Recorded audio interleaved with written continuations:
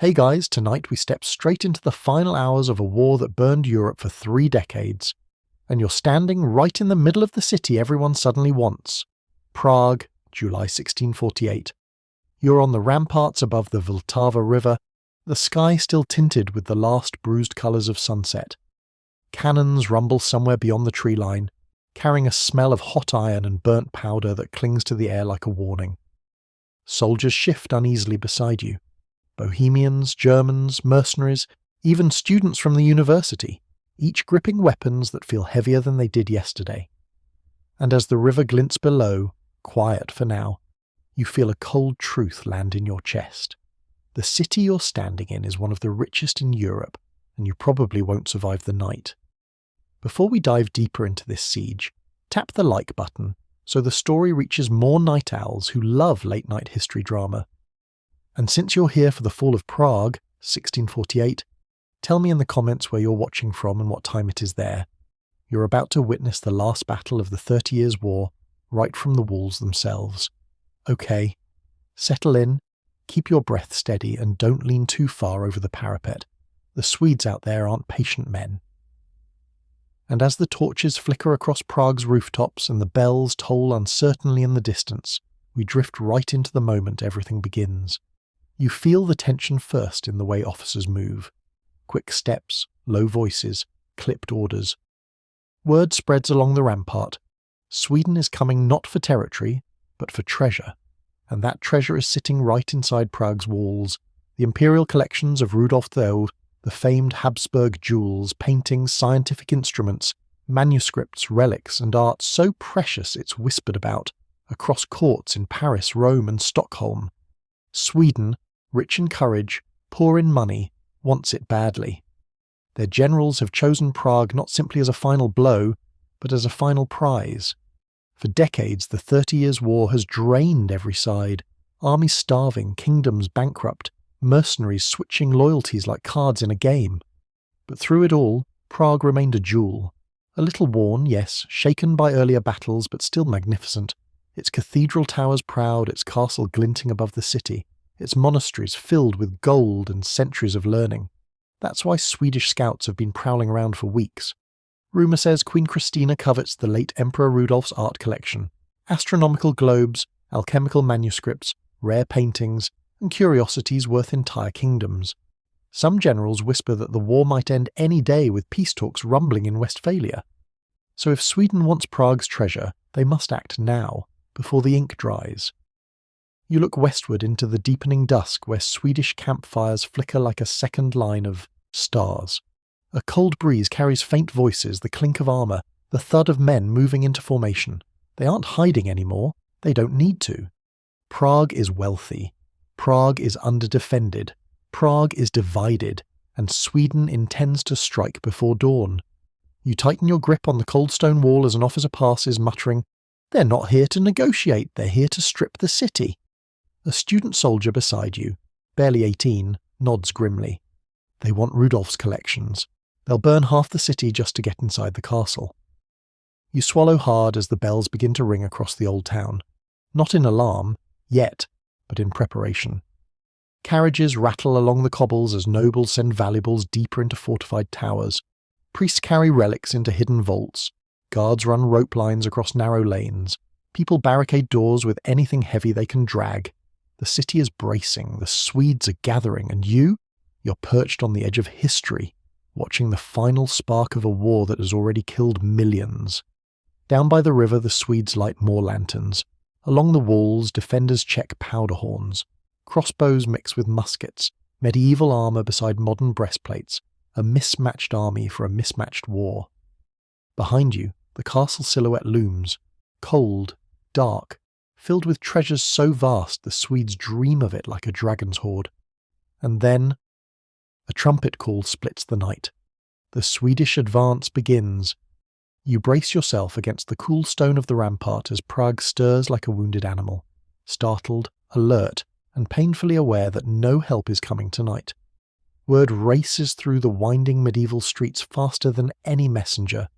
Defend the walls, all who can fight to the western approaches. And suddenly the city that has survived 30 years of war must prepare one more time. not with professional armies or imperial reinforcements, but with whoever is left. You follow the defenders racing across the battlements, older militiamen tightening faded doublets, young scholars stuffing powder flasks into their belts, merchants clutching rusty weapons they swear they trained with once long ago. The 30 Years' War has eaten their fathers and brothers. Many of these men barely know how to load a musket, let alone fire it under pressure, but they stand anyway, because there is no one else. The Swedish attack hasn't yet hit the walls, but the tension is already thick enough to chew. Lantern light flickers across pale faces. You overhear an officer mutter, "They'll hit the lesser town first. They always go for the weak side." Another adds silently, "And that's exactly what we are." Down below, you can hear the rumble of carts, citizens dragging barrels, tables, stones, anything they can find to build barricades.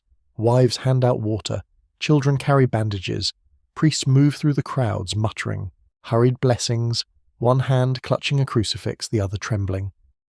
A student from the Jesuit college stands beside you, gripping a musket that might be older than he is. He pushes his spectacles up his nose and whispers, "I thought I came here to study astronomy." You glance at him.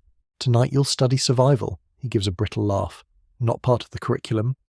Across the Vltava, Swedish campfires spread like wildfire, dozens then hundreds, moving in precise formation. These aren't scattered mercenaries or ragged soldiers desperate for plunder. These are veterans, the last disciplined army in a war of ruin. They march with purpose, with the hunger of men who know the war is ending and this is their final chance to seize something priceless. Torches flare, drums start, and the defenders on the walls stiffen as one. A captain shouts from the staircase below, "Positions! If you can't shoot, pass powder. If you can't pass powder, carry stones. Every pair of hands counts." The defenders hurry, some nodding grimly, others whispering prayers. You watch two elderly guild members arguing over the best place to aim. One insists on the bridge, the other points toward the hill fortifications. They argue because they're afraid, and fear makes everyone an expert. The bells of Old Town toll again, now louder, faster, frantic. Windows slam shut, horses whinny. Somewhere, a woman screams a name you can't quite hear. You climb higher, getting a clearer view of Prague's defensive network. It's beautiful in daylight. Bridges, towers, fortresses, churches rising like crown jewels above the river. But now you see its weakness. 3 towns connected, each with its own leadership, its own priorities, its own rivalries. Old Town, New Town, Lesser Town. 3 cities behind one wall, never fully united, never ready to fight together. A recipe for disaster. Officers rush between bastions shouting conflicting orders. One tells a group to defend the Charles Bridge. Another orders the same men to reinforce the castle steps. You hear the frustration boiling in the ranks. "We don't know where they're coming from. Where are the Imperial troops? They said reinforcements would arrive days ago." God help us if they hit the bridge first. A sergeant snaps, "God helps those who load faster. Move." You reload with trembling hands, the musket heavier than you remember. Sweat stings your eyes though the night air is biting cold. Your breath comes in sharp bursts as your heart thunders. Then everything goes silent, even the bells, even the wind. A long eerie whistle cuts through the dark, the Swedish signal, and from the riverbank below shapes detach from the shadows. Dozens at first, then hundreds. Armoured silhouettes carrying ladders, ropes, muskets, and pikes. A dry voice beside you mutters, "They're crossing the Vltava." The first Swedish volley lights the night like lightning. Gunpowder flashes. Smoke rolls upward. A roar of muskets shakes the stones beneath your boots. Defenders scream, "Duck! Scatter!" You feel the shockwave hit your chest like a hammer. The 30 Years' War may be ending, but the last battle is only beginning. Gunfire crackles across the Vltava like shattered stars, and the whole river seems to wake beneath you, rippling, flashing, echoing the violence of 2 armies about to collide. You lean over the parapet just long enough to see the truth your commanders tried to hide. The Swedish army isn't approaching, it's already here. Their boats, sleek, low and silent, slice across the water in tight formation. Torches glow faintly at their bows, just enough light for coordination but not enough for defenders to target. Oars dip in perfect rhythm, pulling the boats toward the lesser town with terrifying calm. Musketeers crouch inside them like shadows, helmets glinting dimly under the starlight. A defender beside you, the same student with thick spectacles, gasps. They're crossing already? But the bridge?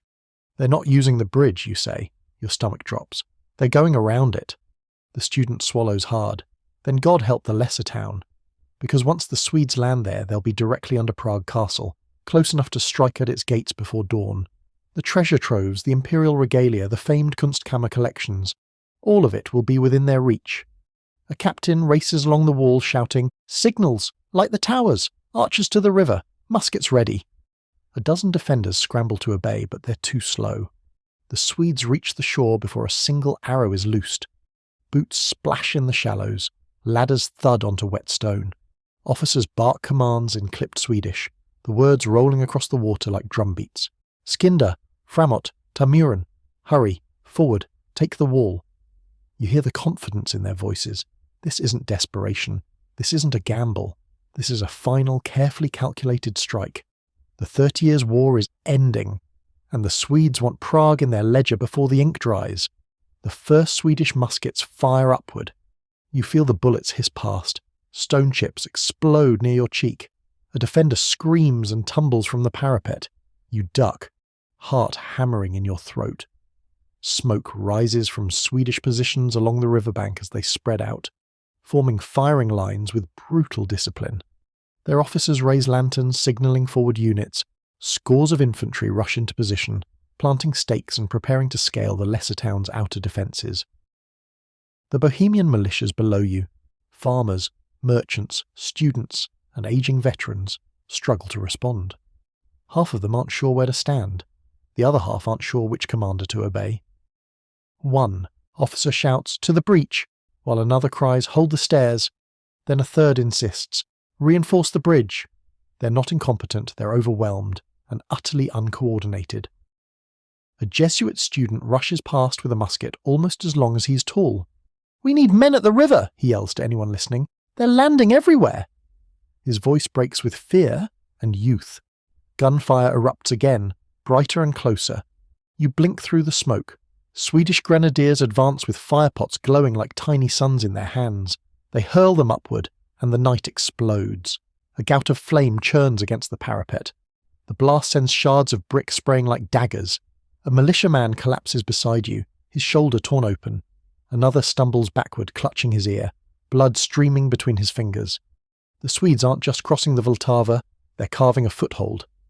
Down below, defenders scramble to push carts and barrels into makeshift barricades. Students drag furniture from homes. Priests run with buckets of water to douse flames licking the walls. The people of Prague, scholars, craftsmen, clergy, are fighting for their city with whatever they can carry. A woman leans from a window above the slope, shouting, "Hold the riverbanks! Hold them!" A Swedish commander answers with a volley. The window shatters. You fire your musket down into the swirling chaos. The recoil rocks your shoulder. You can't tell if you hit anyone, but the Swedish advance doesn't slow. Their boats keep coming, returning with reinforcements, supplies and ladders. More troops pour onto the shore. Infantry, musketeers, grenadiers, pike squares forming behind them like steel forests in the dark. The Vltava has become a conveyor belt of soldiers. A defender near you panics. "We can't hold them. We can't." A captain grabs him by the collar. "You'll hold until you can't breathe. This is the lesser town. If it falls, the castle falls." "And if the castle falls?" another asks. The captain doesn't answer. He doesn't have to, because the answer is obvious. If the castle falls, Prague falls. If Prague falls, Sweden claims everything. You reload with shaking hands, powder spilling, fingers numb, smoke burning your throat. Below, Swedish ladders slam against the walls, iron hooks bite into stone, musketeers climb like armoured spiders. The 30 Years' War is ending here, on this river, under this castle, in this final desperate gamble for a treasure trove worth an empire. You hear the Swedes shout as they reach the top of the first ladder, "Prague, Prague till her Sverige." Prague belongs to Sweden, and when the first Swede swings over the parapet in front of you, helmet dented, eyes fierce, you realise he believes it. This night is far from over. The real fight has just begun. The Swedish foothold on the lesser town shore grows like a wildfire. Fast, bright, and terrifyingly organised. You watch from the battlements as more boats arrive in steady waves, each carrying men who move with a precision Prague's defenders can only envy. And somewhere behind that perfect choreography stands the man whose ambition fuels this night, Charles Gustav Wrangel, the Swedish commander who sees Prague not as a city, but as a vault he intends to unlock before dawn. You've heard his name whispered all week, always with the same uneasy respect. A veteran of countless campaigns, a strategist with ice-cold clarity, a man who smells opportunity the way wolves smell blood. And now, as Swedish lines thicken along the riverbank, Wrangel moves among them, silent, controlled, scanning the walls with a calculating stare. His plan is simple, brutal, elegant. Strike hard, strike fast, seize Prague before peace negotiations in Westphalia freeze the borders forever. If Wrangel captures Prague tonight, even just the castle and lesser town, the Swedes can claim them during treaty talks. If he fails, he gets nothing, and he does not intend to fail.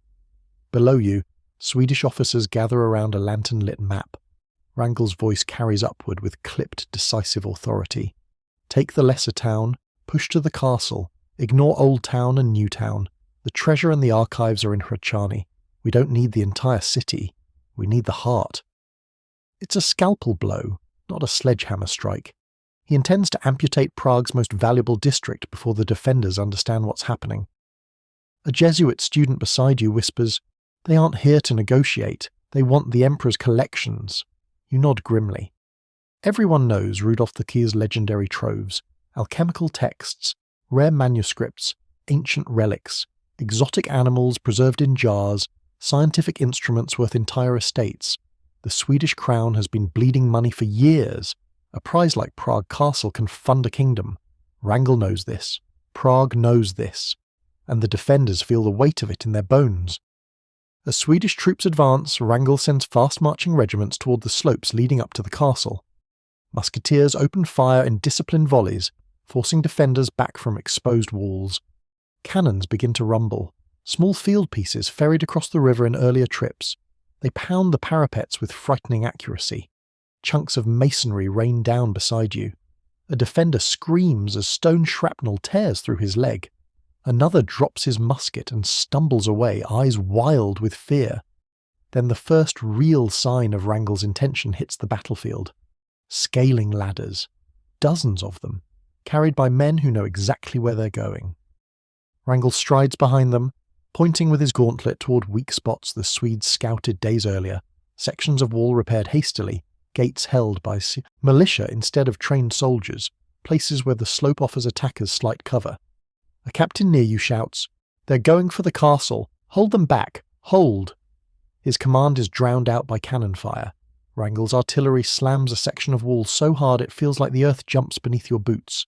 Smoke rolls upward, thick and choking. You cough, eyes burning, ears ringing like church bells struck with hammers. Through the haze you see the Swedish infantry shift, now forming dense columns, pikes angled forward. Officers shout, "Framåt, framåt, ta porten!" Forward, forward, take the gate. Their speed is unnerving, their discipline is terrifying, and their confidence crushing. A militiaman beside you whispers, "How do we stop that?" You don't answer, because you don't know.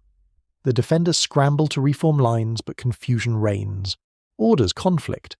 Runners slip on rubble, powder barrels topple, muskets misfire. Students and merchants struggle to remember last-minute training given by city officers. Prague's defenders are brave, but bravery can't substitute for experience. Wrangel knows this too. He pushes his veterans harder up the slope. You hear officers urging their men, "Take the bastion before reinforcements arrive. Speed! The treasure must be secured before dawn. Peace talks will seal our gains. Move!" Every Swedish shout carries urgency, as if an invisible clock is ticking. Peace in Westphalia is imminent. Every hour matters. Every minute counts. Wrangel must seize Prague now, before diplomats hand it back with a stroke of a pen. That urgency is making the Swedes fight like men who see gold glittering just beyond the wall. And then, with a thunderous crash, the Swedes breach a wooden barricade built earlier by Prague's defenders. The sound echoes through the valley like a warning from the war itself. You reload your musket with trembling hands. Powder spills. Your fingers shake uncontrollably. Sweat drips into your eyes. The Swedish columns surge again. Wrangel raises his sword, its blade catching the firelight. "Castle first," he roars. "Leave the rest. Take Rudolph's vaults." You feel a cold shiver crawl down your spine. Wrangel isn't fighting for Prague. He's fighting for everything inside it, and right now it looks like he might get it.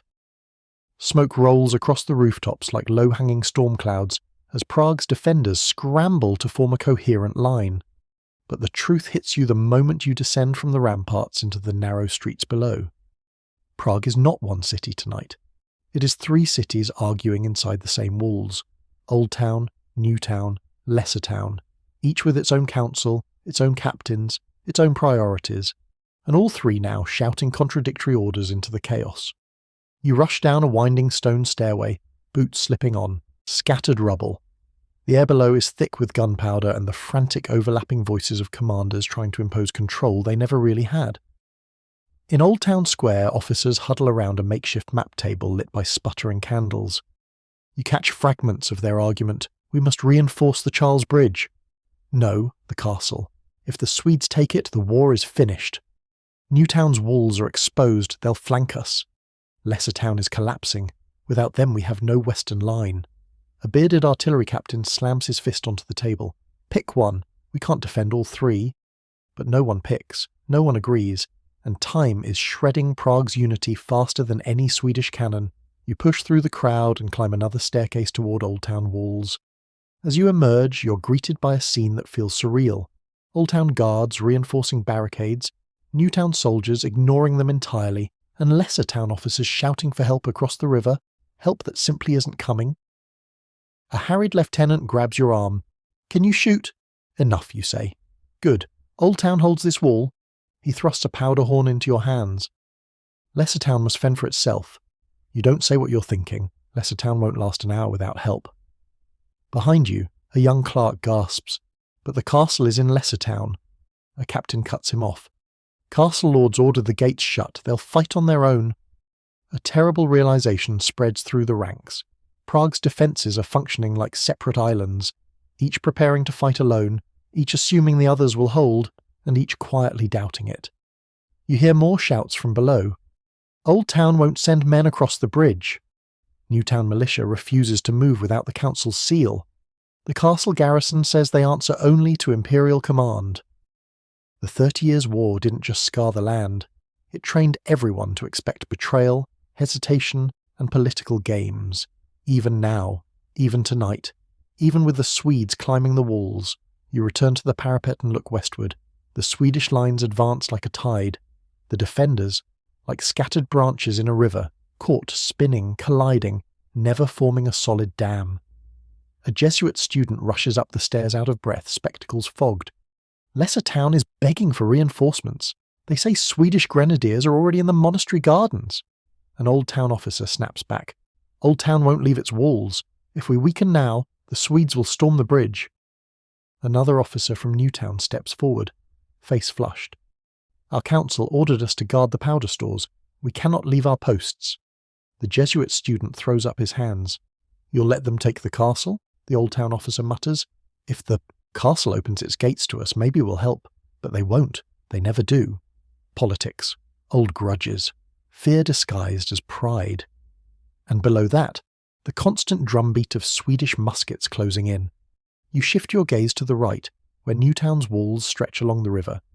Their men are forming tight ranks, disciplined enough but refusing to coordinate with Old Town. Their commander shouts, "Hold your line," but doesn't share his plan with anyone else. Farther south, Lesser Town burns in patches. Torches flicker behind rooftops, windows glint with reflected fire, and the silhouettes of Swedish pikes rise and fall in disciplined unison. The student beside you whispers, "We're fighting 3 separate battles." You take a slow, shaky breath. And Sweden is fighting 1. Below, a group of burghers from Newtown argue loudly with a militia captain from Old Town. "We won't send our cannons across the bridge." "You must. Without fire support, the castle will fall." "The castle has its own guns. They never shared them with us." "This isn't the moment for pride." "It's not pride. It's politics." Another brutal truth. Some of Prague's leaders think Sweden winning isn't the worst possible outcome. At least Sweden might respect property and treat merchants gently. Imperial commanders? Not always known for their mercy. You see it in their eyes. Confusion, doubt, calculation. The defenders aren't just unsure of their orders, they're unsure of their loyalties. Then the bells of St. Nicholas ring out in a frantic peal, the signal that Swedish units have breached the first set of walls in Lesser Town. Panic ripples instantly through the defenders. A messenger sprints across the parapet. They're inside the houses near the garden terraces. The Swedes are climbing toward the castle gate. Old Town officers freeze. New Town commanders exchange horrified looks. Lesser Town's pleas for help echo faintly across the river, but no one moves, because no one knows who should move, or who will take the blame if they abandon their assigned post. Division is Prague's deadliest enemy tonight, more deadly than Wrangel, more deadly than Swedish cannons, and as the night deepens you feel it spreading like a crack through stone. Prague isn't collapsing because it's weak, it's collapsing because it isn't one city at all. The Swedes knew that. Wrangel counted on it, and now, with every minute of hesitation, the castle grows closer to falling. You steady your musket as fresh Swedish volleys blaze below. This isn't just a battle, it's a disintegration, and the worst of it is only beginning. The night deepens until the sky turns the colour of cold iron, and the only light comes from fire. Torches on the Swedish helmets below, lanterns swinging from the battlements above, and the sudden flares of musket fire that burst like tiny suns across the river. The defenders wait anxiously along the Old Town wall, but the next Swedish move doesn't hit them. It strikes the one place everyone feared most, the Charles Bridge. A horn blares from the Lesser Town side, long, low, unmistakably Swedish. Before you can even turn, another answer comes from the riverbank, short, sharp, urgent. The two signals echo like call and response in a grim choir. "They're making for the bridge," someone shouts. Of course they are. The Charles Bridge is Prague's spine, stone arches, saintly statues, iron-bound gates. Whoever controls it can pour troops straight into the Old Town, and while Lesser Town is already in flames and fighting house to house, Old Town's wide squares and riches are still untouched. The Swedes want the bridge. They need the bridge. Because the longer this battle drags on, the more likely Imperial reinforcements will arrive, and Wrangel refuses to let that happen. A defending captain shouts, "Grab crossbows, muskets, anything that shoots, move." You sprint with the others to the eastern tower of the bridge, lungs burning, boots hammering stone steps polished smooth from centuries of feet. When you emerge at the top, you see the bridge stretch before you like a battlefield stage, shadows shifting on the far end, torchlights bobbing like floating embers, smoke curling around statues of saints as though they're exhaling. The Swedes emerge from the Lesser Town gate in perfect formation. Pikes first, muskets behind, grenadiers at the flanks. Their boots strike stone in chilling unison. You grip your musket so tightly your knuckles ache. A defender beside you whispers, "They want a night crossing." "Of course they do," another mutters. "At night we can't see how many they are." Heavy footsteps. I'd call that plenty.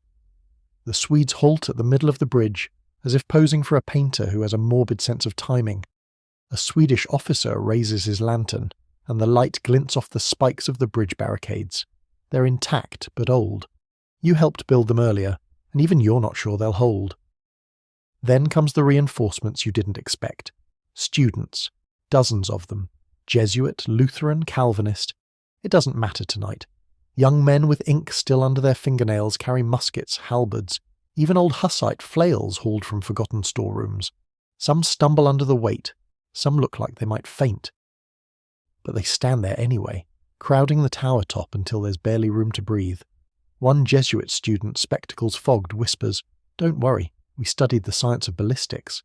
Another replies, "Did you study how fast Swedes run when they want treasure?" A few defenders chuckle weakly. You feel the fear in the air, but also something else. Determination, fragile but real. Then a roar erupts from the Swedish ranks. Not a battle cry. A coordinated shout, the sound of a plan falling into place. The grenadiers step forward. Each man holds a burning match cord. Each carries a clay grenade, small, nasty, packed with powder and iron scraps. A captain on your side screams, "Down!" You throw yourself behind the parapet. Boom! Boom! Boom! Boom! Fire leaps skyward in short, brutal bursts. Stones crack. Shrapnel ricochets across the battlements. A student screams as iron fragments slice through his sleeve. Another collapses, clutching his leg, blood pooling on the stairs. The Swedes push forward under the cover of smoke. Their pikes lower. Their muskets fire in volleys that light the bridge in eerie flashes. Your ears ring from the blasts. The acrid smell of burnt powder burns your throat. You scramble back to the parapet, choking on smoke, and force your hands to reload. Below, the bridge becomes a nightmare. Grenades exploding in timed arcs, muskets firing so rapidly your vision blurs, Swedish pikes stabbing at the barricades, students hurling stones from above, Jesuits screaming Latin prayers as they fire blindly, gunners lighting fuses with trembling hands. A defender cries out, "They're breaking the spikes!" Another yells, "Hold them! If they cross, Old Town falls!" The Swedes swing axes into the barricades. Sparks fly. Wood splinters. The bridge trembles under the force of their assault. You fire again. Smoke blinds you. Someone beside you sobs a prayer. Someone else curses. Someone else laughs hysterically. Or does strange things to people. Suddenly a new light flares at the far end of the bridge. Torches, dozens of them waving wildly. The defenders tense. Then a shout. They're bringing up more grenadiers. The Swedish second wave marches forward, fresh and unshaken. Behind them you hear drums. Slow, deliberate, merciless. A Swedish sergeant bellows, "Framåt, storma porten!" Forward, storm the gate. Your heart drops. The bridge is becoming a tunnel of death, and the Swedes are determined to reach the other side. The grenadiers ignite more fuses, the defenders brace, and you realize tonight's battle won't be decided by strength or weapons or even numbers. It will be decided by who breaks first, the Swedish veterans driven by treasure or the desperate students defending their home. And right now, it's far too close to know. The Charles Bridge shakes under your boots as the Swedish grenadiers prepare their next volley, and for a heartbeat, everyone around you freezes, not in cowardice, but in that sharp, terrible awareness that the next few minutes may decide the fate of the entire city. Smoke rolls low across the stones. Firelight flickers against the statues like they're alive and watching. The air feels thick enough to drown in. Then, footsteps. Dozens. Then hundreds. You hear them before you see them.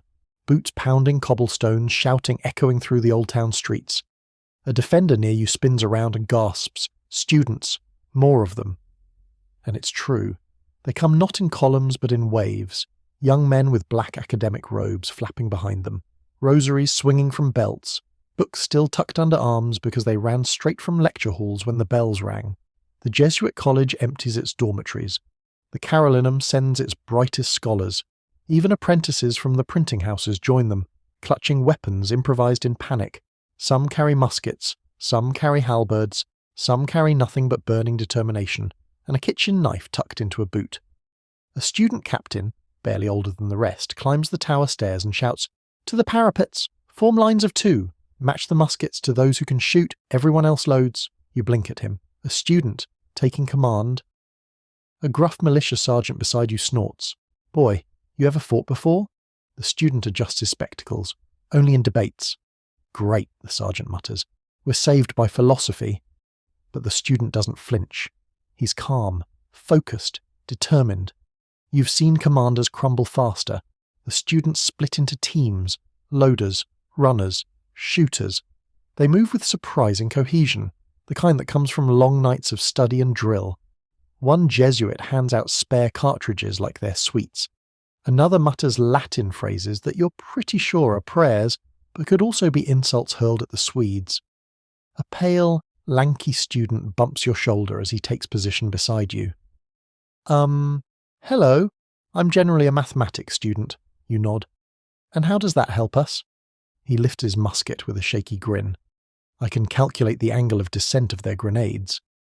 Another student shouts from the rear, "And I can calculate how fast we're all going to die."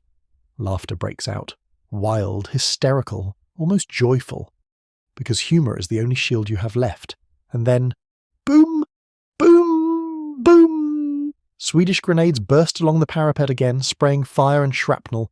Students scream and duck. One is thrown backward into a pile of sandbags.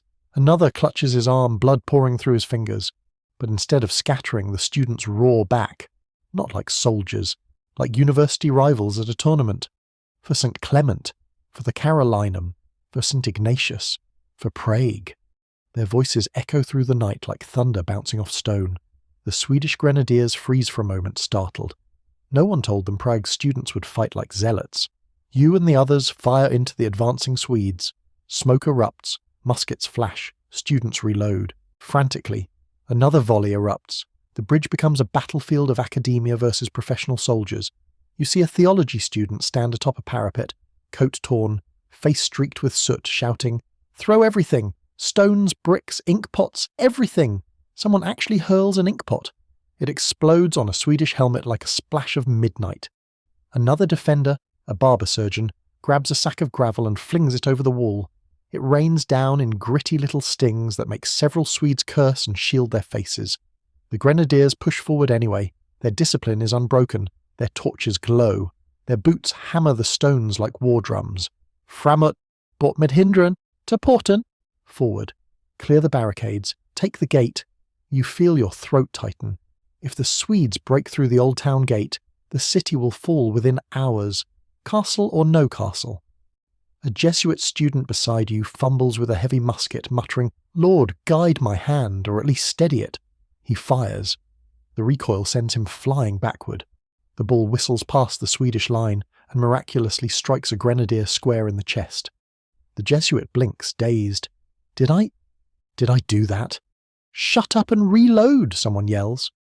You lean over the parapet again, heart pounding. The bridge is a chaos of screams, smoke, steel, fire. Students fight shoulder to shoulder with veterans, women hand powder up the stairs, priests shout absolutions mid-volley, and above it all the Swedes press forward with terrifying determination. Then something changes. A flicker of hesitation, a ripple in the Swedish line. Because the students aren't breaking, they're pushing back. One group of Jesuit novices charges down the stairs, tackling Swedish grenadiers who made it halfway up. Another group drags spare barrels to reinforce the barricade, teeth clenched, muscles shaking. A theology student swings a halberd like he's fencing with the devil, and slowly, painfully, unbelievably, the Swedish advance stalls. The grenadiers pull back to regroup. The pikes lower but stop. Even the officers pause, baffled. A roar rises from the Prague defenders. "Hold the bridge! Hold! Hold!" The night cracks with sound, smoke, and defiance. The Swedish assault is fierce, but tonight, Prague's students are fiercer. And as dawn begins to hint at the horizon, you realise, this isn't a battle of armies. This is a battle of wills, and the students have no intention of letting their city fall. Not tonight. Not ever. You descend from the Charles Bridge Tower into the lesser town as the smoke thickens until it tastes like metal on your tongue. The students may have held the bridge, for now, but the Swedes are not defeated. They simply shift their assault, and where they shift it is exactly where Wrangel intended all along, into the heart of the lesser town itself. The moment your boots hit the cobblestones, you hear it. The thunder of musket volleys echoing between narrow streets, the crash of collapsing doors, the shouts of Swedish officers driving their men forward with relentless precision. The lesser town is a maze, steep lanes, stone stairways, courtyards hidden behind thick wooden gates, gardens sloping toward the castle. In daylight it's charming. At night, under siege, it becomes a trap. And the Swedes know it.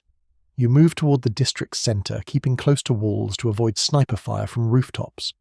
The torches burning overhead cast wild shadows, turning every doorway into a threat, every alley into a mouth that could swallow you whole. Ahead, a squad of Bohemian militia rounds a corner, breathing hard, eyes wide. They're inside the Wallenstein Gardens, one gasps, and halfway up the castle hill. They pushed through the Jesuit steps. You raise your weapon. Where's your captain? Dead, another mutters. We're following whoever shouts loudest. Not comforting. A thunderous boom erupts behind you. A Swedish field cannon fired from point-blank range, the sound bouncing through the gardens like a monstrous heartbeat. You sprint with the militia until you reach a courtyard where the battle erupts in full view. The Swedes are everywhere. They storm through the grand entrances of palaces, smashing through carved doors with axes. Their musketeers move in tight formations down cobbled lanes, firing and reloading with terrifying discipline.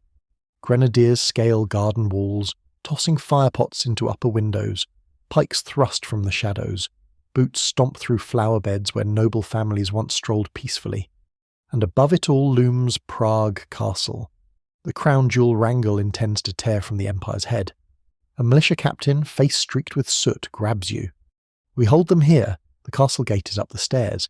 If they take the terraces, they'll breach it before dawn." You look at the terraces, broad steps climbing the hill flanked by vineyards and decorative balustrades. Beautiful, deadly, perfect killing ground.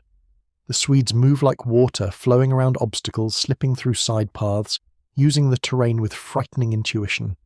Then the fighting reaches you. A Swedish musketeer rounds the corner. You fire reflexively. Smoke blinds you. When it clears, he's on the ground, helmet rolled away, body still. There's no time to think, no time to react. The terraces erupt in chaos.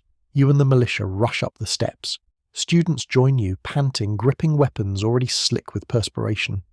Jesuit novices fling stones from above. Clerks haul crates into makeshift barricades. Garden statues of mythic heroes become battlements as fighters crouch behind them. A theology student screams, "They're climbing the vines!"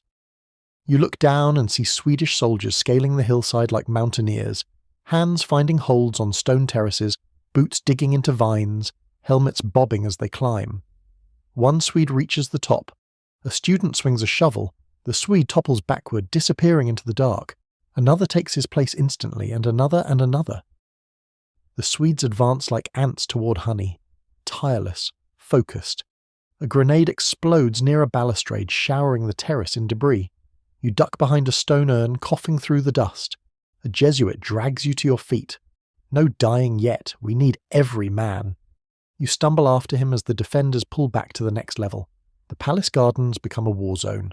Ornamental fountains shattered, hedges burning, statues cracking under musket fire, vines torn from walls, terraces littered with spent cartridges.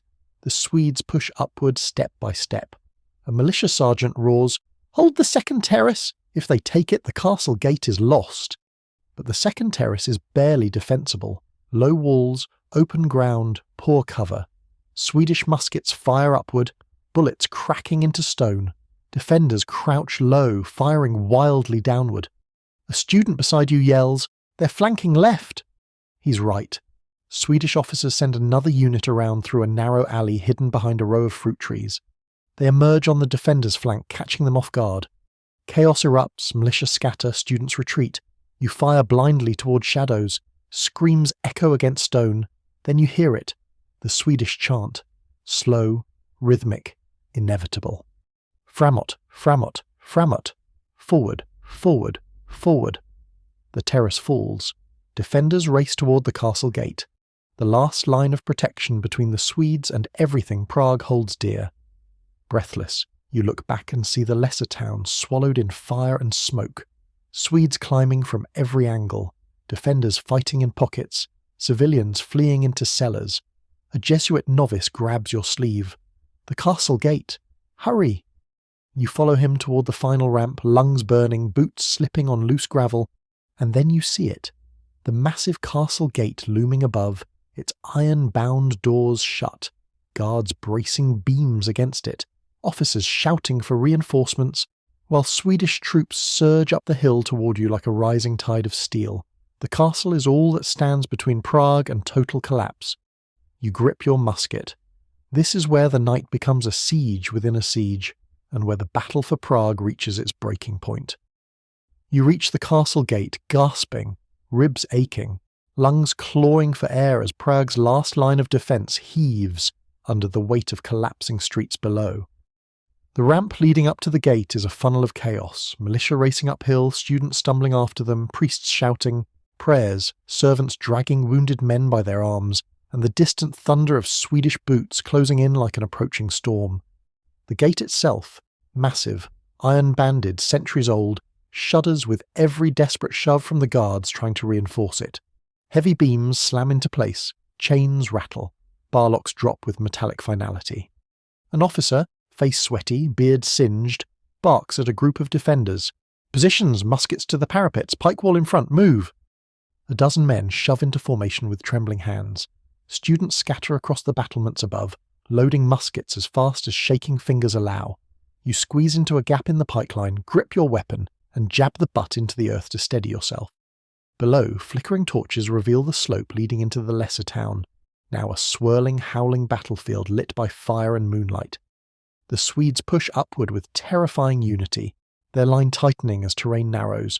Officers shout commands in harsh Swedish that carry clearly through the smoke. Uppåt, framåt, hold formation. Upward, forward, hold formation. Their discipline is like a blade, cold, sharp, methodical. A Jesuit novice beside you mutters, "They're marching like they've already won." A veteran sergeant answers, "Aye," but that's when men get sloppy. And then the first Swedish volley slams into the gatehouse. Boom, boom, boom! The shockwaves rattle your teeth. Bits of mortar fall like dust. Somewhere above, tiles shatter and skitter down the roof. The air fills with powder smoke so thick it coats your tongue. The Swedish grenadiers step forward next. Torches raised, fuses lit. "Grenader!" a defender screams. "Down! Down now!" You dive behind a barrel just as a clay pot arcs over the wall. Krakoom! The explosion rocks the courtyard. A student is thrown backward, hitting the stone with a sickening crack. Another screams as shrapnel tears into his shoulder. The grenadiers throw another. Crack! Another. Boom! Another. Boom! It feels endless, like thunder tearing the night apart. The gate shudders again, wood splintering. A captain roars, "Brace the left beam! Move!" Defenders pile against the gate, shoulders straining, feet slipping. Swedish musketeers advance further up the hill, firing volleys that flash like lightning. Each flash reveals more troops behind them. Pike squares, grenadiers, muskets, officers waving swords, men hauling scaling ladders toward the parapets. Your stomach twists. This isn't chaos. This is intent. Wrangel wants the castle, and if he takes it, everything inside, archival treasures, paintings, relics, imperial regalia, will be Swedish property before sunrise. A young militia runner sprints into the courtyard, breath ragged. "They've taken the third terrace. Castle gardens are lost," a Jesuit shouts back. "We! No!" another defender yells. "Where are the imperial reinforcements?" "They're coming," someone answers. "Or so they claim. Then they'd better run." The pike wall tightens. You plant your feet, gripping your musket like a lifeline. Below, the Swedes raise their ladders. Now it becomes a true storming. Ladders thud against the lower parapets. Swedish soldiers climb with grim determination. Defenders hurl stones, bricks, even chunks of broken statues. A theology student swings a wine jug down, shattering it against a helmet. Still they climb. A Swedish soldier reaches the top, only to be shoved back with a roar. Another climbs. This one makes it. You lunge, firing point blank. He falls backward, vanishing into the mass below. The Swedes return fire, bullets ricochet off stone. One grazes your arm, burning like fire. Another strikes a defender in the neck. Blood sprays. He collapses silently. Through the smoke you see Wrangel himself, watching from the hillside, sword raised, shouting commands with icy clarity. His officers echo his orders. "Press upward. Bring more ladders. Focus fire on the left tower. Take the gate before dawn." You reload with hands that feel numb and distant. Powder spills everywhere. Flint slips. Your breath shakes in your chest. Then, a deep rumbling sound rolls across the city. Horn! The castle's great bell sounds a warning, not for the defenders, but for everyone in Prague. The castle is in danger. The Swedes are at the gate. The entire lesser town hears it. Old Town hears it. New Town hears it. Families rush into cellars. Priests ring smaller bells in panic. Defenders shout, "Hold! Hold!" But the gate trembles again. Then again. Cracks spider across the timber. A student screams, "They're bringing up a battering ram!" He's right. Through the smoke you see the outline of a thick wooden beam carried by 6 Swedish soldiers. Helmets lowered, boots pounding in unison. They swing it back, then forward. Thud! The gate shudders violently. They swing again. Thud! The beam digs into splintered wood. "Brace it!" the captain roars. "Everyone on the gate!" You rush to help, pressing your shoulder against the door as defenders pile in beside you. One more swing. THUD! The gate bows inward. Someone cries, "It won't hold!" Another voice shouts, "Shut up and push!" You push until your legs shake, until your lungs scream, until your vision blurs. The Swedes roar. The ram swings again. Thud. Crack! A crack inches across the wood like a breaking bone. The defenders moan. You hear the Swedes readying themselves for the final blow. If the gate falls, the castle falls. If the castle falls, Prague falls. Your muscles burn. Your mind reels. Your whole world narrows to one brutal truth. This is the hinge of the night. And the next swing might break everything. The battering ram draws back again. Heavier this time, steadier, as if the Swedes sense the gate weakening like a bone about to snap. The defenders around you groan under the strain, boots digging into the flagstones, fingers clawing desperately at cracks in the wood. Every heartbeat feels like a countdown. Every second stretches thin. You whisper through clenched teeth, "Hold! Just hold!" The ram swings. Thud. Crack! The entire gate convulses. A beam above your head splinters, showering you with dust and wood chips. Someone screams as their hand gets pinched between shifting timbers. Another defender collapses, knees buckling, but others drag him upright and slam him back into the line. This isn't defense anymore, this is survival. A Jesuit novice beside you gasps, "We can't take another hit." A veteran grunts back, "Then pray the Swedes can't either."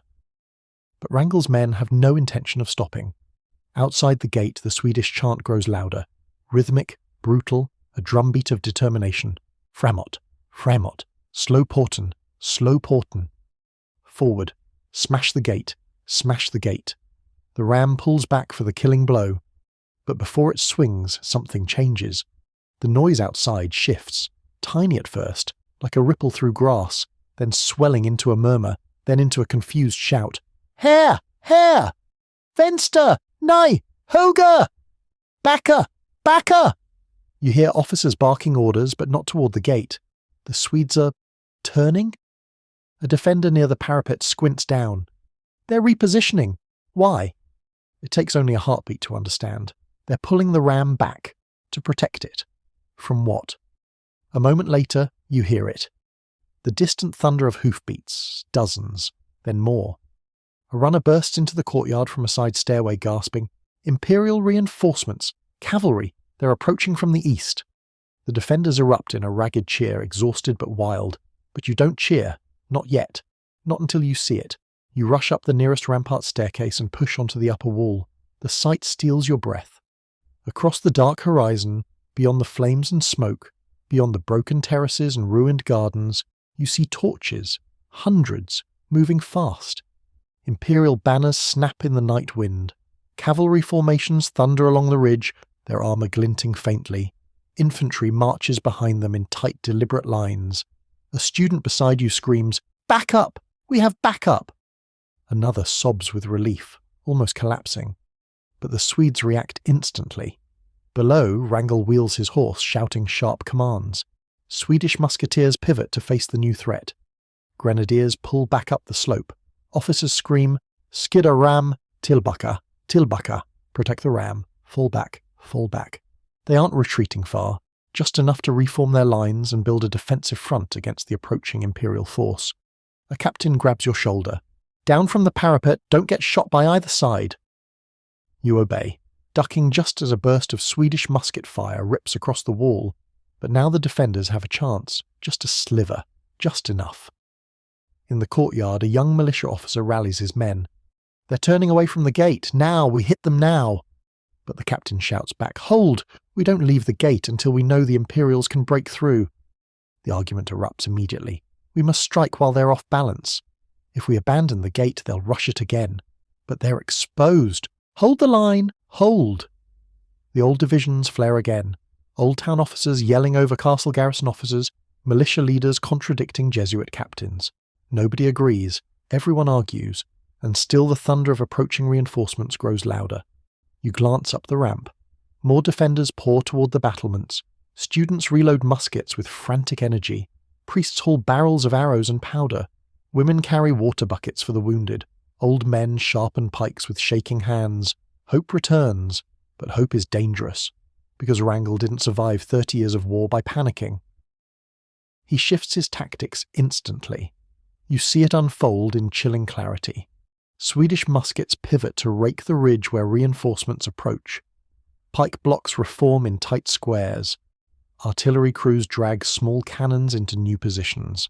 Officers bark orders to hold the hill paths. Grenadiers ready firepots to stall the Imperial cavalry. Wrangle means to buy time, long enough to withdraw safely, or long enough to seize one last prize before the Imperials crash into him. And Prague Castle is still that prize. The next moment hits like a hammer. Boom! Boom! Boom! Swedish cannons fire not at the gate, but up the hill toward the Imperial reinforcements. Light flashes across the battlements, smoke blankets the terraces, Imperial cavalry scatters under the barrage. A captain shouts, "Damn it! They're stalling the relief! They're trying to finish the job before our reinforcements arrive." You feel dread curl in your stomach, because the defenders are caught between two realities. The Swedes haven't broken. The Imperials haven't reached the gate, and the night is far from over. The gate still trembles, the castle still stands. But Wrangle's men regroup for another attempt. You hear the ram being repositioned, wood scraping, boots marching, officers shouting. A Jesuit novice whispers, "They're coming again." You steady your musket. The defenders do the same. Everyone knows the truth. This next assault could break the last line, and with the Imperial army still too far to intervene, it's up to the men in this courtyard to hold back an army hungry for gold, glory, and an ending. The Swedes roar. The ram swings back, and the castle prepares for the hardest blow of the night. The ram swings back into position, the heavy beam groaning like a living thing, as Swedish soldiers tighten their formation for the next assault. You hear their boots scrape, you hear their breathing through helmets, you hear officers calling out the rhythm. Every sound builds a pressure in your chest that feels like it might burst. The defenders brace again. Some kneel, some lean shoulder first into the gate, some grip pikes with all the desperation of drowning men clinging to driftwood. Students reload with trembling hands. Jesuits form a line behind the first rank, ready to rotate in as men fall. The courtyard is a furnace of fear and determination. And then, thud, thud, thud, 3 preparatory swings, a horrible ritual, the final blow is coming. But right as the Swedes prepare for that 4th strike, something shifts in the courtyard around you. Not in the Swedes, in the defenders. A strange, unexpected chaos erupts. Not among soldiers, but among civilians. People pour into the courtyard, mothers dragging crying children, merchants clutching valuables, servants carrying chests of clothes, old men leaning on canes. They push and squeeze and stumble, climbing over one another, trying to reach the castle door behind you. "Open the door," someone screams. "Let us inside. We'll die out here. Please, open it!" A terrified woman grabs your sleeve. "My daughter! She'll be trampled! Please!" You try to steady her, but the crowd surges again like a desperate wave crashing on stone. A captain shouts, "Back! Back! This is a battlefield! Get them out of the courtyard!" But civilians do not hear commands tonight. They hear death pounding on the gate behind you. Some fall to their knees praying, some cry for mercy, some push forward without thinking, climbing onto crates, tripping over wounded soldiers. Children cling to their parents, shaking. The panic spreads in seconds. A barrel overturns, a lantern shatters. Flame hisses across spilled oil. Defenders scramble to stamp it out, shouting curses. A Jesuit novice cries, "Clear the civilians, the Swedes will hit any moment." But clearing them is impossible. They're everywhere. Hundreds pouring into the narrow courtyard meant for 50. They fill stairways. They crowd the walls. They block the pike line. A militiaman roars, "Move! Move, damn you! They'll kill us all!" A merchant pushes back. "I'll not die for your emperor." Voices rise. Arguments erupt. Fear eats into order like acid. The gate shakes violently as the Swedes reposition the ram. "Stand clear!" Andy, officer, screams, "They're swinging!" But half the defenders can't move. The civilians crush them inward, pinning them against the gate. You realize with horrifying clarity, Prague is collapsing from the inside. The Swedes don't need to break the gate. Panic will do it for them. Then the horn sounds again. The ram swings. Thud. Crack! The gate bows. A beam splits with a shriek. A child screams. A soldier is knocked to his knees. The next blow will break it. Defenders cry out, "Push back! Hold the line! Civilians, down!" But no one listens. Chaos drowns authority. You push with all your strength, crushed between bodies. The weight of terrified citizens presses against your ribs. Your breath catches. You can barely lift your arms, let alone fight. The Swedes pull the ram back again. A student shouts, "They're going to break through! Move the civilians!" A captain bellows, "To the left! Funnel them left!" Miraculously, the crowd shifts. Just enough. Defenders shove them toward a side passage leading into the castle interior. The bottleneck eases. The pikeline reforms. You breathe again. But the Swedes aren't waiting. They swing. Thunder. The gate's hinges scream. The wood splinters like bone. A beam snaps completely. Shards explode outward. A pike collapses. A defender slams into the wall. Someone cries, "It's giving way!" The ram pulls back again. You know this is it. One more hit and the gate will fall and Wrangel's army will flood into Prague Castle, and the war's richest city will belong to Sweden. You shoulder into the gate with everything you have left. Sweat pours down your face. Your lungs burn. Your arms shake. You hear your own pulse pounding in your ears. A Jesuit beside you whispers, "If this gate opens, everything ends." The ram swings forward. The final blow. The end. But suddenly, distant trumpets. Dozens of them. Growing louder. Closer. Urgent. The defenders freeze. The Swedes hesitate. Trumpets. Then the unmistakable thunder of cavalry. The imperial reinforcements. They're here. Really here. A runner bursts into the courtyard screaming, "They've broken the Swedish flank! The Imperials are in the gardens!" Cheers erupt, wild and disbelieving. The Swedes hesitate again. Wrangel shouts for his men to hold formation, to finish the gate. But momentum has shifted. For the first time tonight, the Swedes are unsure. The defenders roar with renewed strength. The next moment arrives like a miracle. The ram swings, but not cleanly, not with unity, not with certainty. And when it hits, the gate groans, but holds. For the first time it holds, because the Swedes didn't swing with victory. They swung with fear. A Jesuit collapses laughing. A student sobs with relief. A sergeant shouts, "Again! Push again!" The defenders push. The Swedes pull back. The gate stands, and behind you the castle bell rings again. Not in warning this time, but in hope. The tide might, just might, be turning.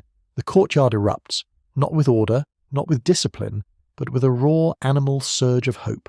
Hope so explosive, so sudden, that men who were moments from collapsing now shove back against the gate with renewed fury. Students scream prayers. Jesuit novices sprint up the stairs to the battlements. Militia officers drag civilians aside to clear firing lines. The castle feels alive, aching, bleeding, but alive. And outside the walls the noise grows louder. Hoofbeats, trumpets, the metallic grind of armour, the shouts of officers barking orders into the night. The imperial reinforcements have finally reached the castle gardens. You scramble up the nearest stairway to see for yourself. At the top, you find a view of chaos. The terraces lit by fire, smoke drifting like tattered curtains, figures clashing in frantic silhouettes. And then you see them, imperial cuirassiers, heavy cavalry, armoured chest to boots, smashing into the Swedish flank like a hammer striking glass. The Swedes never expected cavalry this close to the castle. Their grenadiers scatter. Musketeers turn and fire but can't reload fast enough. Pike squares form, bristling like metallic hedgehogs, but even they falter when the Imperials wheel around and hit them from two sides. From your vantage point, you watch Wrangel's perfect formation collapse into a snarl of shouting men and flashing steel. A student beside you laughs, a breathless, hysterical sound. "They're falling back! They're falling back!" a Jesuit corrects him sharply. "They're regrouping. They don't retreat." And he's right, because Wrangel's veterans don't break like militia. They pull back in tight clusters, dragging wounded comrades, keeping their standards upright. Officers shout, "Håll linjen! Tillbaka! Inte springa! Håll linjen!" Hold the line. Fall back. Do not run. Hold. Their discipline is frightening, even under shock. But the cavalry presses. Imperial infantry arrives behind them, and the once silent castle gardens devolve into a battlefield that feels too loud, too close, too ferocious to be real.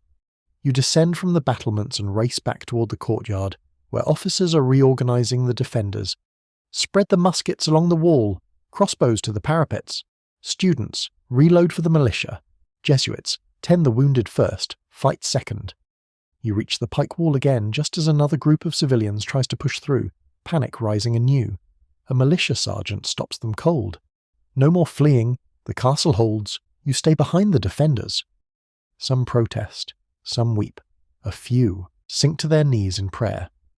But most finally understand that escaping into the castle puts them at more risk than staying where they are.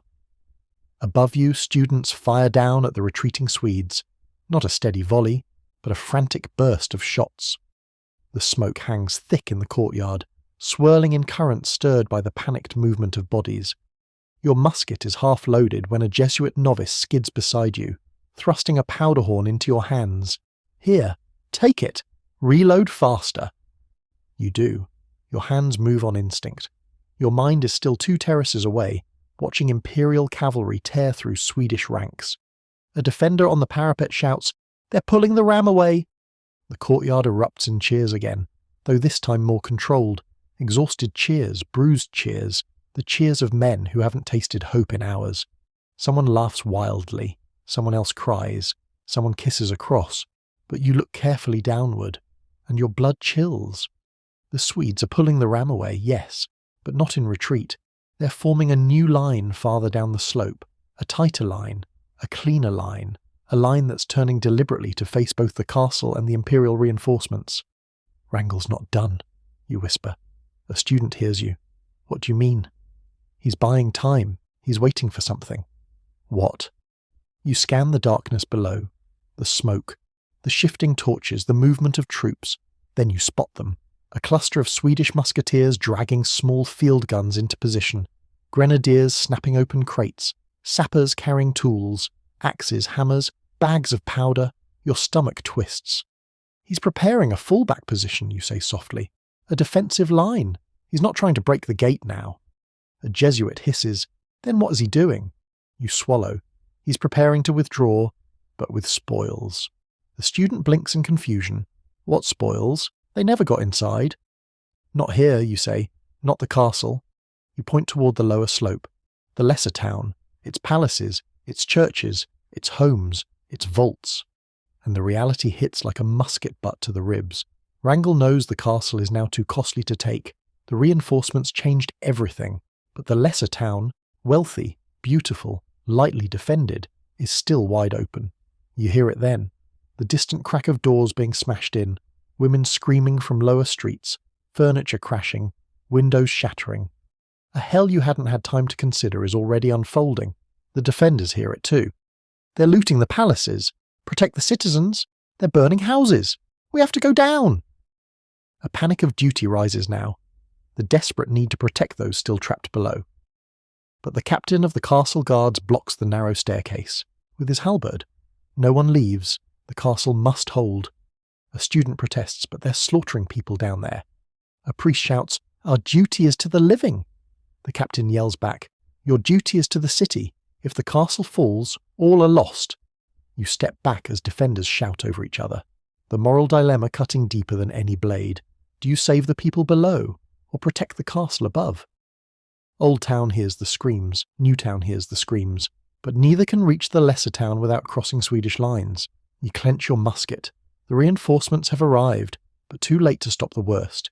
Too late for the families already trapped below. Too late for the homes being ransacked as the Swedes pivot from siege to pillage. A student beside you whispers, "They're going to destroy everything they can't take." You don't answer, because you can already see fires spreading through the lesser town like glowing veins. Wrangle may not win Prague, but he will make sure Prague loses something today. And as the Imperial forces clash again with Swedish rearguards on the terraces, you realise this night isn't ending, it's entering its darkest hour. The night turns cruel. Whatever hope flickered in the castle courtyard dies the moment you hear the first shrill screams drifting up from the lesser town. Sounds so raw, so desperate, they slice through the smoke like knives. You turn toward the terraces and see fire blooming in narrow streets below, flames licking skyward as though the city itself were being gutted open. The reinforcements broke the siege, they saved the castle, but the Swedes, seasoned, furious, and denied their prize, have turned to the one thing Wrangle can still take: Prague's wealth, Prague's treasures, Prague's people, looting. Not chaotic, drunken plunder, but planned, disciplined, almost bureaucratic looting. Systematic. The Swedes know what they want and exactly where to find it. A militia runner reaches the courtyard, breathless, pale, eyes wide with horror. They're everywhere. They're inside the palaces, dragging out paintings, silver, tapestries, anything they can carry. A Jesuit grabs him. And the families? Some escaped into cellars. Others, they're taking hostages. The courtyard ripples with outrage. Students curse. Priests clutch their crucifixes. Soldiers grit their teeth until their jaws tremble with rage. And you feel something new in your gut. A hot, sickening helplessness. The castle stands, but Prague bleeds. The captain of the castle guard rallying the defenders sees their anguish and barks sharply. Do not break formation. The Swedes want us to chase them into traps. But they're burning half the district, a student cries. And if we abandon the castle, the captain snarls, the entire city falls. No one argues after that, because he's right. As long as the castle holds, Prague survives. If it falls, everything burns. But still, those screams. You move with a small group of defenders toward the southern wall to see the lesser town below with your own eyes. What you witness will haunt you. Torches swarm like fireflies in the streets, but fireflies don't kick indoors. They don't drag out furniture, linens, paintings, candelabras. They don't set fire to what they cannot carry. The Swedish troops do, efficient, ruthless, relentless. You see a group of musketeers entering a townhouse, re-emerging moments later with crates and sacks. Another group forces open the doors of a merchant's home. Grenadiers hurl firepots into courtyards where defenders had once fought only hours earlier. The flames spread along wooden roofs and balconies, turning beautiful Renaissance homes into torches. Even from this height you hear sobbing, shouting, a child screaming for their mother. A theology student beside you bursts into tears. We have to help them. We have to. A sergeant grips his arm with iron force. If you leave this wall, boy, the castle falls. Understand that. Understand it with your soul. The student collapses to his knees. Farther below you spot a horrifying sight. A line of Swedish soldiers escorting a group of civilians, women, children, older men, toward the riverbank. Some are crying, some limp. Others stare blankly ahead, shock hollowing their faces. Hostages, someone whispers. To bargain with, another says. For safe withdrawal. For treasure. For immunity. All of those answers feel true. The castle bell rings again, not in warning this time, but in a mournful, almost grieving tone that echoes across the city like a broken heartbeat. It tolls for the lesser town. The Imperials push further into the gardens, clashing with Swedish rearguards. Sparks fly, steel rings. A cavalryman pierces a Swedish musketeer, but is struck down instantly by a pike thrust through his side. The fighting is brutal, messy, close. Will the reinforcements drive them out? A student asks. A veteran shakes his head. Out? Maybe. But the damage is done. Because the Swedish plan has changed, not to conquer, but to punish, to leave a message, to leave with everything that isn't nailed down, and break the things that are. You hear another crash below, a roof collapsing, sending sparks spiralling upward into the black sky. The fire spreads, swallowing beams, balconies, carved arches. Smoke rolls upward in choking waves. You taste ash on your tongue. A priest beside you whispers a trembling prayer, not for victory, for mercy. The air grows hotter, the sky grows redder, the screams grow sharper, and you feel the shift inside the castle defenders, that twisting pain of knowing they must stand and watch and listen as part of their city is torn apart and they cannot leave their post to save the people calling their names. A student leans against you, shaking. This is hell. You don't disagree. Because now you hear something worse than fire, worse than screams, worse than collapsing walls. You hear Swedish officers shouting, Snabbare, den kejserliga armén närmar sig. Ta allt ni kan, skynda, bränn resten, faster. The Imperial army's approaching, take everything you can, hurry, burn the rest. And suddenly you understand. The Swedes know they're losing the battlefield, but they refuse to leave empty-handed. They're turning the lesser town into spoils and ashes. You clench your musket, your teeth grind, your heart pounds, because you know something terrible is coming. Wrangel is cornered, and cornered armies do desperate things, you hear a new sound from below. A roar, deeper than fire, heavier than voices, more terrifying than screams. A rumbling, a groaning, a collapsing thunder. "What is that?" a defender gasps. Then you see it. A blast erupts near a row of houses. Not a firepot, not a cannon, something much larger. Something the Swedes lit deliberately. A storage of powder, a cache of munitions. Or maybe they set entire cellars to blow. The explosion rolls through the streets, sending shockwaves up the terraces, knocking defenders from their feet. The Swedish looting wasn't the end. It was the beginning. Wrangel is pulling his troops toward the river, but he's burning everything behind him. You stagger as the earth trembles again. Another plume of fire erupts, another rooftop collapses, and the night, once only violent, becomes apocalyptic. The castle holds, the reinforcements fight, but the lesser town is dying, and the Swedes aren't finished yet. The blast rolls through the lesser town like a living creature, roaring, twisting, devouring everything in its reach. Fire leaps from rooftop to rooftop as if it were sprinting. Windows burst outward in glittering sprays. Smoke rises in thick, boiling columns. The very ground seems to writhe beneath the castle walls, sending dust and loose stones tumbling down the terraces. You clutch the parapet to steady yourself as another explosion erupts, not quite as large, but close enough to rattle your bones. This time you see its source, a cellar beneath a row of merchant houses, ignited by Swedish sappers who move through the streets with terrifying efficiency, lighting fuses, smashing barrels, and shouting orders that echo through the smoke. A defender near you snarls, "They're blowing the district to pieces!" A Jesuit whispers hoarsely, "They want to make sure nothing is left." The reinforcements clash with Swedish rearguards again on the second terrace, steel ringing in furious bursts. But the Swedes have no intention of holding ground anymore. Now they fight only to delay, to cover the looters, to keep the Imperials from reaching the river before their boats are loaded with stolen treasure. And the treasure is flowing. You see it clearly now. Soldiers dragging chests, paintings, tapestries, bound manuscripts, heavy sacks filled with silver plate and coins. Some loot is carried by hostages forced to haul valuables to the water. Others are slung over Swedish shoulders with brutal nonchalance. Students on the wall shout curses down at them, raw, furious words that crack their voices. But helplessness is a deeper wound than anything the Swedes inflict below. Then, amid the roar of fire and steel, you hear a new sound. Something strange, soft at first, almost like a sigh on the wind, a moan of timbers, a low groan. Then, crack! The defenders freeze. Someone whispers, "No, no, no, no." The fire has eaten through the support of an entire row of houses. The walls bow outward, the roofs sag, flames curl along the beams like claws, and with a single, monstrous heave, FWUUMP the row of homes collapses in a chain reaction, falling inward, then outward, walls buckling like paper, timbers snapping like bones. A cloud of smoke and dust mushrooms upward, engulfing the street. Sparks shoot skyward. Screams echo beneath the crackling ruin. A theology student beside you covers his mouth, choking on horror.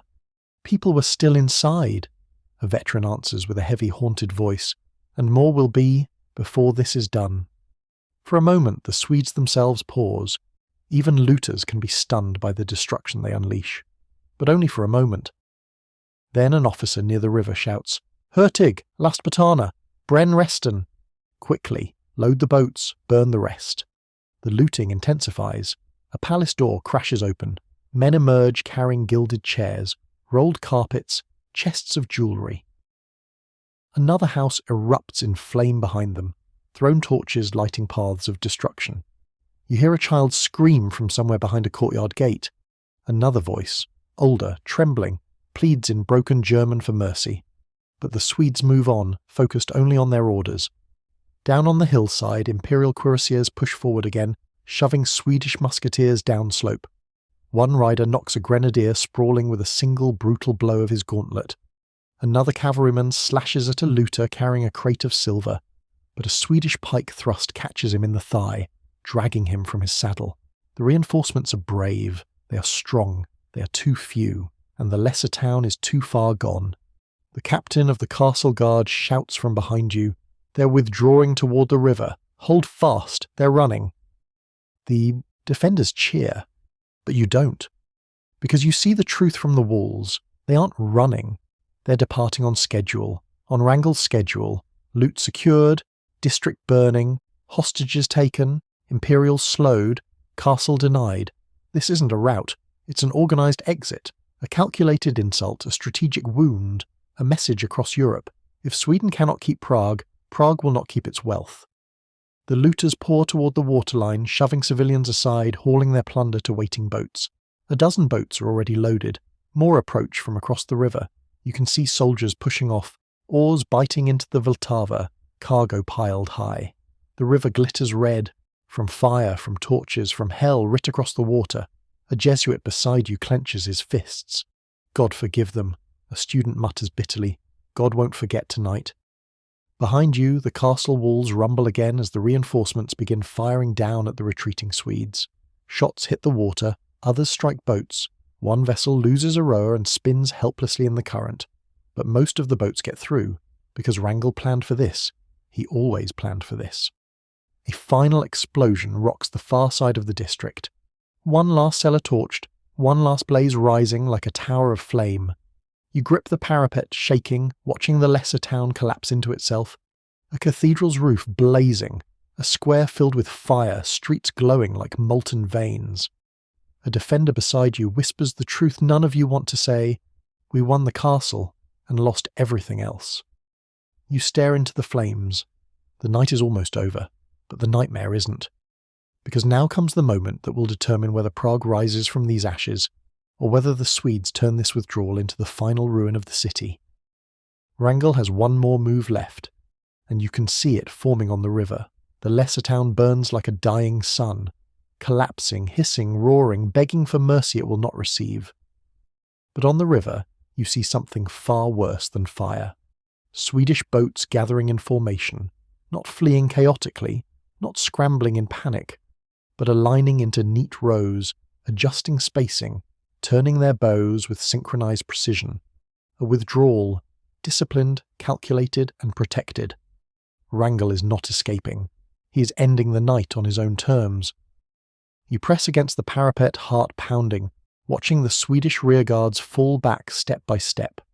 They fight like wolves protecting their pack, pushing the Imperials back just long enough for each boat to load, push off, and glide into the current. A student beside you shouts, "Why aren't they just running? They're still fighting." You answer quietly, because the answer is too obvious. They're buying time to destroy what they can't. Carry away. Below you, Swedish grenadiers toss more firepots into buildings untouched by earlier blasts. Flames leap greedily from balcony to balcony. A church window explodes outward in a shower of stained glass shards. The sky glows orange. The air tastes like charcoal and grief. A Jesuit novice whispers, "This isn't war, this is revenge." And you cannot disagree. Wrangle came for the castle. He did not take it. So now he takes everything else. The remaining Swedish sappers sprint along the riverfront, smashing wine barrels, spilling grain and flour into the water, torching warehouses full of goods. They seize hostages, merchants, noblewomen, servants, and push them into the boats alongside crates of loot. Every boat that pushes off contains manuscripts, paintings, silver plate, jewellery, rare instruments, coins, and terrified civilians. Swedish officers count each vessel meticulously. Wrangle rides to the waterline, barking orders. "Håll linjen, sista båtarna först, bränn allt bakom oss.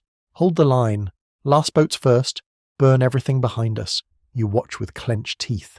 The Imperials clash again on the terraces, but this time the Swedes use powder barrels to slow them, rolling them downhill, lighting them with long fuses. Boom, boom, boom. Each blast sends shockwaves up the castle hill, filling the gardens with screams and smoke.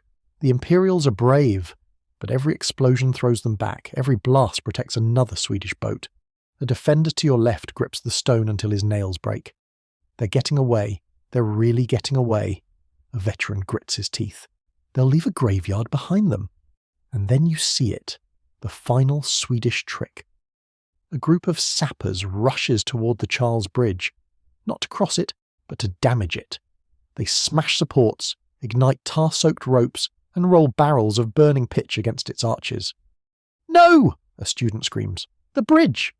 And you watch helplessly as flames curl along the ancient stonework, eating at scaffolding, scarring statues, turning one of Europe's greatest landmarks into a battlefield scar. The Swedes aren't trying to destroy the bridge entirely, just weaken it enough to delay Imperial troops from pursuing across the river. A perfect retreat, a terrible victory. The castle defenders fire down onto them, muskets cracking in furious volleys. Cannon from the reinforcements pound the shoreline. One Swedish boat explodes into splinters under a direct hit, but most escape. They row with brutal strength, slipping into the black current, vanishing behind the smoke curtain rising from the south. You feel the fight leaving your arms. The courtyard behind you erupts with mixed emotions, half triumphant relief, half devastated horror. A militia sergeant wipes blood from his cheek and mutters, "They didn't capture Prague, but they broke her anyway." You look down at the lesser town, a hellscape of flame, collapsed houses, exploding barrels, torches moving through ruined streets, the silhouette of Swedish soldiers fading into the distance. And then, as the last enemy boat vanishes into the night, you hear something you thought impossible. Silence. Not complete silence. The fire still crackles, the wounded still groan, timbers still collapse, but the gunfire has stopped. The shouting has stopped. The horns have stopped. Prague has survived. Just barely. The reinforcements begin to gather on the terraces. The defenders slump against the walls, breathless. Students sit down wherever they stand, hands shaking, eyes hollow. The night is over, but what remains of Prague is a wounded city. You feel an ache in your chest as the truth settles. The castle stands, Old Town stands, New Town stands, but the lesser town, beautiful, historic, wealthy, lies broken, burned and plundered. And the Swedes? They have slipped away into the fog like ghosts carrying stolen treasure. A student behind you murmurs, "We won, didn't we?" You don't answer, because the victory feels too much like loss, and the dawn that will rise soon will show a Prague forever changed. Dawn creeps over Prague like a timid visitor, hesitant, pale, almost ashamed to reveal what the night has done. The first light settles softly on the castle battlements where you stand, clothes stiff with soot, throat raw from smoke, ears still ringing from cannon fire. Around you, defenders watch the horizon with hollow-eyed exhaustion, their bodies swaying from equal parts adrenaline and collapse. No one speaks. No one wants to break the fragile quiet that has finally replaced the roar of muskets and screams. And then, as the sun rises fully, Prague reveals itself, and the sight hurts. The lesser town, once a maze of copper roofs, elegant balconies, and bright painted Renaissance facades, now looks like a broken jaw scattered with teeth. Entire rows of houses have collapsed inward. Church towers smoulder. Courtyards lie blackened. Smoke spirals from a dozen ruins still burning. The beautiful palace district along the slopes appears gutted, like the ribs of some great animal picked clean by predators. A theology student beside you presses a hand to his mouth. "Dear God," another whispers, "it's gone. It's all gone." Below, Imperial soldiers begin moving through the wreckage, lifting beams, calling for survivors, stamping out embers. They clash with lingering pockets of fire as though each blaze were another enemy to defeat. The castle courtyard fills with wounded men stretchered inside, priests murmuring prayers, surgeons cutting with dull knives, women carrying water from wells that still function. Students help wrap wounds or collapse against walls in exhausted heaps. You descend slowly to the courtyard, legs trembling, mind fogged. The captain of the castle guard walks past you, armour-dented, beard singed, voice rough. "The castle held," he mutters, as if repeating a prayer. "The castle held." But the words feel thin. A student challenges him softly. At what cost? He has no answer, because no one does. The Imperial commander arrives moments later, a tall, stern-faced man with a feathered hat streaked by ash. He surveys the ruins below, jaw tightening. "The Swedes have withdrawn," he announces to the remnants of Prague's defenders. "They will not return today. Not today. But the wound they left will last for centuries." Officers gather around him, trading reports in shaken tones. They took hostages. They burned half the mansions. The wall near the bridge is badly damaged. The Swedes escaped with valuables, hundreds of crates. Some boats sank, but most got away. The commander finally says what everyone already knows. This was not victory. This was survival. You walk through the courtyard, stepping over broken pikes, shattered barrels. Pools of water turned pink with blood. Students sit in groups, some praying, some staring at nothing, some sobbing quietly. A Jesuit novice kneels beside a wounded musketeer, whispering comfort even as tears streak through the soot on his cheeks. You pass by a group of old men tending to a fire where they try to boil water for the wounded. One looks up and nods at you, eyes heavy with grief. "You did well," he rasps. "You all did." But the praise feels heavy, almost painful, because while the castle stands, the lesser town has been torn apart in one night of fury, its families scattered, its treasures stolen, its people wounded or grieving or missing. You walk toward the southern wall and look down again at the ruins. Smoke curls upward in ghostly ribbons. Somewhere beneath the rubble, people call faintly for help. Imperial soldiers dig with frantic hands. Dogs bark as they search collapsed homes. Church bells toll unevenly, some broken, some cracked, some rung by exhausted priests whose voices no longer carry hope. You rest your hands on the parapet, body sinking with each breath. The 30 Years' War began before many of the defenders were born, and now, at its very end, it has left this final wound, a scar carved into one of Europe's greatest cities. You think of the Swedish soldiers who slipped away across the river, shadows vanishing into smoke, boats laden with treasure, their war finally complete. You wonder what they felt. Triumph, bitterness, weariness, or nothing at all? You wonder what Wrangel felt as he watched Prague burning behind him. Then your gaze shifts to something unexpected. A small group of lesser town survivors climbing the terraces toward the castle. Women with soot-blackened faces, a boy with a bandaged arm, an elderly man limping heavily, a girl clutching a doll singed at the edges. They move slowly, painfully, but they move. Up, toward the castle, toward the defenders. A student rushes to help the old man. Another hands water to the children. A priest blesses them with trembling hands. Life returns in small pieces, tiny shards of light amid the ash. The captain raises his voice again, steadier this time. "We will rebuild. We will restore what we can. The city stands because you stood." A quiet murmur ripples through the men. You take a long breath and feel the weight of the night settle into your bones. The fire has burned itself out. The screams have faded. The cannons have gone silent. And now, in the soft morning light, Prague feels fragile but alive. You lean your head back against the cool stone and close your eyes, and in that moment, in that fragile sliver of peace, you let yourself exhale. The worst night of your life is finally over. The light softens as the sun rises higher, spilling like warm honey over the castle stones. Each breath becomes a little slower, a little calmer, as the night's terror gives way to the gentle hush of morning. The wind drifts quietly through the battlements, carrying with it the smell of extinguished fire and the faint promise of a new day. You let your shoulders relax, the tension easing from your muscles like water draining from a vessel long too full. Below, the ruined district lies still, soot-grey and quiet, but a few thin threads of smoke soften into the sky. Even the cries of the wounded seem to settle into softer rhythms, pain slowly giving way to healing. You rest your palms on the cool stone and feel its solidity, its patience, the way castles have always outlived wars, storms, and sorrow. Voices drift gently behind you, low, tired, almost peaceful. Students whisper encouragement to one another. Priests murmur prayers that sound more like lullabies. The imperial soldiers speak in softer tones, their armour clinking faintly like distant chimes. Every sound feels slower now, stretched into long, soothing waves, and your eyelids grow heavier, welcoming the warmth rising across the courtyard. The night's harsh edges blur into memory. The world that once shook beneath cannon fire now feels steady beneath your feet.